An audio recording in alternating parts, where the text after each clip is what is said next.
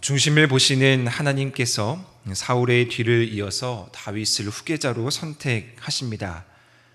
그에게 있어서, 다윗에게 있어서 가장 중요했던 평가는 바로 하나님이 다윗과 함께 하시다라는 것이죠. 이제 다윗이 이 왕의 역할을 감당하기 위해서 많은 사람들에게 다윗이 어떠한 사람인지에 대해서 분명히 알릴 필요가 있었습니다. 그리고 그 일은 하나님의 함께하심, 하나님의 주도로 이루어지게 되죠.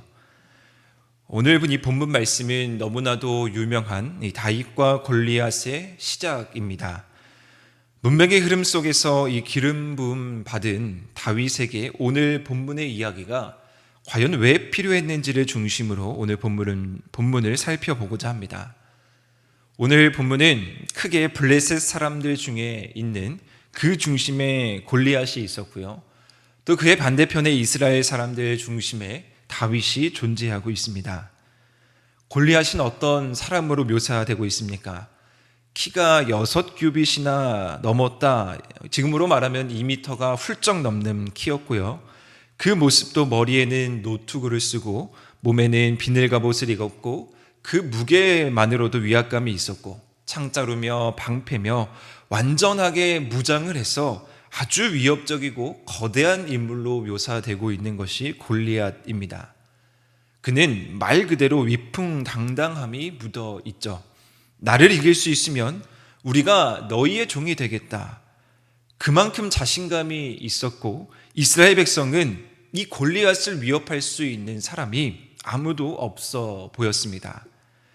11절 말씀을 보시면 사울과 온 이스라엘 사람이 블레셋 사람의 이 말을 듣고 크게 놀라 두려워한다라고 하고 있습니다. 이러한 두려움이 감도는 순간, 이러한 전쟁의 긴박한 모습이 보여지는 순간 갑자기 12절부터 다윗에 대한 소개가 뜬금없이 나옵니다. 전혀 이 상황과 어울리지 않는 이야기, 전혀 이 앞서 등장하는 전쟁과 상관없는 다윗이 등장하고 있죠. 이 긴박한 순간, 이 전쟁의 순간을 해결하리라 라고 상상하지 못하는 인물이 등장합니다. 이는 앞서 소개된 블레셋의 장수 골리앗과는 정반대의 모습이죠. 이새의 8아들 중 막내입니다. 심지어 이새의 아들 중에 장성한 세 아들로 소개되는 엘리압, 아비나답, 삼마는 이미 건강한 상태로, 이미 아주 건장한 상태로 전쟁터에 나가 있습니다. 그에 반해서 다윗은 막내이고요. 전쟁과는 아주 무관하게 그 시간 다윗은 무엇을 하고 있었습니까? 바로 양을 치고 있었습니다. 지금으로 말하면 아주 평범하고 귀여운 막내의 모습입니다. 체구도 작고 왜소해서 전쟁에 나갈 수 있는 형편이 아니었고요. 부모님의 입장에서도 또 형들의 입장에서도 전쟁에 나가 있는 그 형들의 입장에서도 막내를 전쟁에 보낸다? 그것은 상상할 수조차 없는 일이었습니다. 아무런 무장도 하지 않고 지극히 평범한 모습으로 양을 쓰고 있는 이 다윗의 모습은 저 멀리 있는 골리앗 장군과는 아무 연관이 없어 보입니다. 그런데 그때 아버지인 이새가 지금 전쟁 중에 있는 형들을 위하여 음식을 가져다 주고 오라고 이야기하고 음식을 챙겨주고요. 그리고 다윗은 아버지의 말대로 아침에 일찍이 일어나 전쟁터에 나가 형들에게 음식을 전하게 되고 그때 마침 블레셋 사람의 이 싸움을 도두는 골리앗이 전하는 말을 듣게 됩니다. 이것이 바로 오늘 본문 말씀의 이야기입니다.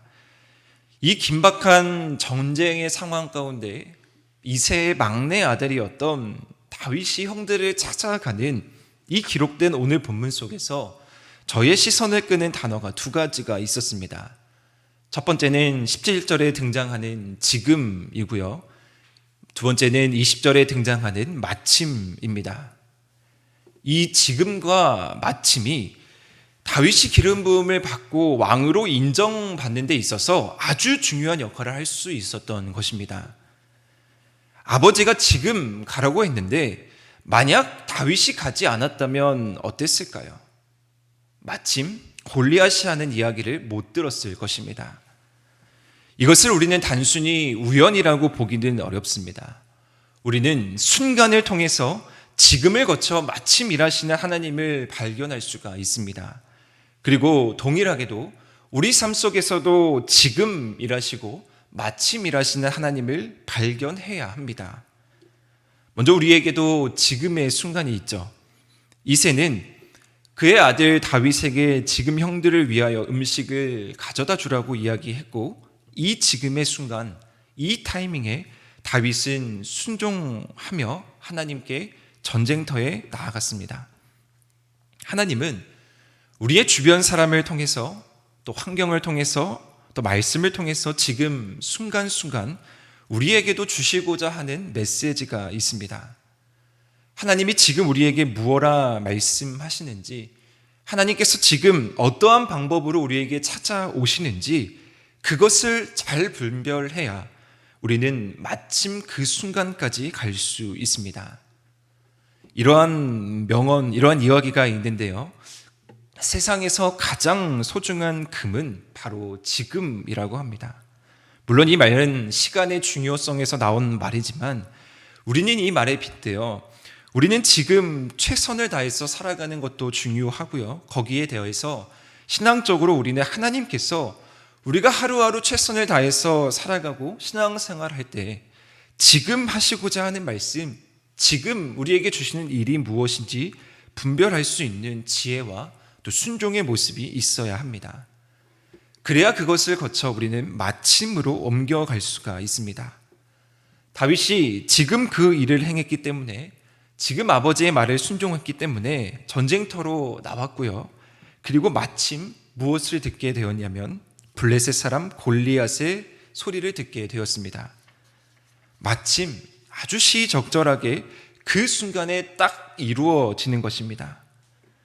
그리고 이것을 통해서 이제 내일부터 이어지는 본문에 다윗은 우리가 너무나 잘 아는 이야기, 하나님의 계획하심을 통해서 상상할 수 없는 그 이야기를 써내려갑니다. 이 지금과 마침은 우연이 아니라 하나님 안에서 철저하게 하나님의 계획 속에서 이루어진다라는 점을 기억하시기를 바랍니다. 하나님께서는 다윗을 향한 계획하심이 분명히 있었습니다. 기름 부으심이 있었고요. 다윗의 상황과 환경이 어떠하든지, 그가 목동이었고 그가 막내였고 그가 전쟁과는 거리가 멀어 보는 사람이었지만 그를 왕으로 세우시는 하나님의 방법과 하나님의 시간과 하나님의 계획대로 이 다윗을 이끌어 가기를 원하셨습니다. 그 하나님께서 동일하게 우리의 인생 가운데 찾아오셔서 지금 또 마침 함께 하여 주십니다. 우리가 이 새벽 기도하는 이 시간, 지금 하나님이 말씀하여 주실 것이고요.